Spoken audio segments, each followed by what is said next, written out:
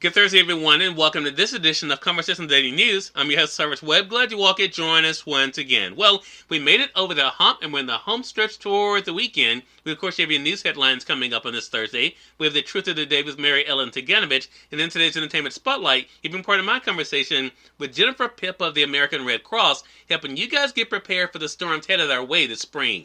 Enjoy today's broadcast. For Conversation Daily News, I'm Cyrus Webb with your Thursday headlines. In international news, NATO says 7,000 to 15,000 Russian troops dead in Ukraine. NATO estimated on Wednesday that 7,000 to 15,000 Russian soldiers have been killed in 4 weeks of war in Ukraine, where fierce resistance from the country's defenders has denied Moscow the lightning victory it sought. By comparison, Russia lost about 15,000 troops over 10 years in Afghanistan. A senior NATO military official said the alliance estimate was based on information from Ukrainian authorities, but Russia has released, intentionally or not, and intelligence gathered from open sources. The official spoke on condition of anonymity under ground rules by NATO. Ukraine has released little information about its own military losses, and the West has not given an estimate, but President Zelensky said nearly 2 weeks ago that about 1,300 Ukrainian servicemen had been killed. When Russia unleashed its invasion February 24th in Europe's biggest offensive since World War II, a swift toppling of Ukraine's government seemed likely. But with Wednesday marking 4 full weeks of fighting, Moscow is bogged down in a grinding military campaign. With its ground forces slowed or stopped by hit-and-run Ukrainian units armed with Western-supplied weapons, Russian President Putin's troops are bombarding targets from afar, falling back on the tactics they use in reducing cities to rubble in Syria and other places. In an ominous sign that Moscow might consider using nuclear weapons, a senior Russian official said the country's nuclear arsenal would help deter the West from intervening in Ukraine. The Russian Federation is capable of physically destroying any aggressor or any aggressor group within minutes at any distance, said the head of the State Aerospace Corporation in a televised remark. He noted that Moscow's nuclear stockpiles include tactical nuclear weapons designed for use on battlefields, along with far more powerful nuclear-tipped intercontinental ballistic missiles. As President Joe Biden left for Europe to meet with key allies about new sanctions against Moscow and more military aid to Ukraine, he warned there is a real threat Russia could use chemical weapons. On the eve of a meeting with Biden, the European Union nations signed off on another 500 million euros, or $550 million, in military aid for Ukraine. The U.S. has also determined that Russian troops have committed war crimes in Ukraine, and it will work to prosecute the offenders, Secretary of State Antony Blinken said on Wednesday. He cited evidence of indiscriminate or deliberate attacks against civilians and the destruction of apartment buildings, schools, hospitals, shopping centers, and other sites. Addressing Japan's parliament, Zelensky said thousands of his people have been killed, including at least 121 children. Our people cannot even adequately bury their murdered relatives, friends, and neighbors. They have to be buried right in the yards of destroyed buildings next to the roads, he said. Still, major Russian objections remain unfulfilled. The capital, Kyiv, has been bombarded repeatedly, but is not even encircled. In national news, Madeleine Albright, first female U.S. Secretary of State, dies. Madeleine Albright, a child refugee from Nazi and then Soviet-dominated Eastern Europe, who rose to become the first female Secretary of State and a mentor to many current and former American statesmen and women, died Wednesday of cancer, her family said. She was 84 years old. A lifelong Democrat who nonetheless worked to bring Republicans into her orbit, Albright was chosen in 1996 by President Bill Clinton to be America's top diplomat, elevating her from U.S. ambassador to the United Nations, where she had been only the second woman to hold that job. As Secretary of State, Albright was the highest-ranking woman in the history of the U.S. government. In more national news, Louisiana digging out after tornadoes plowed through homes. Louisiana National Guardsmen and other responders went door-to-door in areas around New Orleans on Wednesday as the region dug out from overnight tornadoes, with the governor declaring a state of emergency and calling the destruction devastating.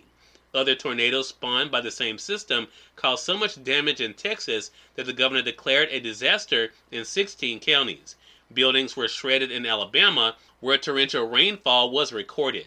2 people were killed and multiple others were injured as the storm front blew across the South, upending homes and the lives of the residents in them. And finally, in business news, stocks fall on Wall Street as crude oil prices climb again. Stocks fell broadly on Wall Street, and crude oil prices rose sharply again Wednesday as a wave of selling all but wiped out gains from a day before that left the S&P 500 and Dow Jones Industrial Average in the red for the week. The S&P 500 fell 1.2%, with more than 80% of the stocks in the benchmark index climbing lower. The Dow and Nasdaq Composite each slid 1.3%. Cyrus Webb, Conversations Daily News. It's our time for the Truth of the Day with Mary Ellen Ciganovich. Mary Ellen, take it away. Hi, this is Mary Ellen with your Truth of the Day. Service to others is a beautiful thing. First, like any other spiritual principle, in order to give to others, you must be able to give to yourself. The more you give to yourself, the more you have to give to the other people in your life. Your world reflects the relationship you have with yourself. When you have a fulfilling relationship with yourself, you can serve others from a place of wholeness and purpose. Fill yourself with peace, joy, and fulfillment. Now you are better able to serve others with empathy and compassion. You are able to give from your heart as your sense of fulfillment grows. Today, develop your own sense of joy, purpose, and fulfillment so you can become better able to serve others. And always enjoy your day. We are part of my conversation coming up with Jennifer Pipa of the American Red Cross in today's Entertainment Spotlight. Stay with us. You're listening to Conversation Daily News. For Conversation Daily News, I'm Cyrus Webb with the Entertainment Spotlight. Jennifer Pipa of the American Red Cross joined me on Conversations Live, the radio show, to talk about the importance of preparing now for disasters. Here's a bit of our conversation. What is the disaster outlook looking like this spring? As your listeners are painfully aware at this point, Cyrus, we are into severe storm season. March, April, May, these tend to be areas in the Gulf Coast along the East Coast that are kind of unfortunately ripe for severe storms, whether those be straight line winds, significant thunderstorms, or as your folks had an opportunity to practice last night, potential tornadoes as well. And as an organization, unfortunately, we knew that the weather systems were most likely going to set up so that tornadoes were a potential option here. So we do things like make sure that we've contacted our local chapters and our volunteers, that we've got folks ready to go and supplies close by on where we think communities might be impacted, so that if they are, we're immediately able to respond. That also means working with the local, state, and government officials to make sure we're in lockstep. So after say a tornado has gone through, we're able to talk with emergency management, understand where the impacted communities are and what the needs are, so that American Red Cross can be right there ready to go to offer shelter or a warm meal or a hug to a family that might have been impacted because of a severe storm. How can families then prepare for disasters at home before they hit? Absolutely. There's some really simple steps that families can take. The first thing they can do is they can get a kit.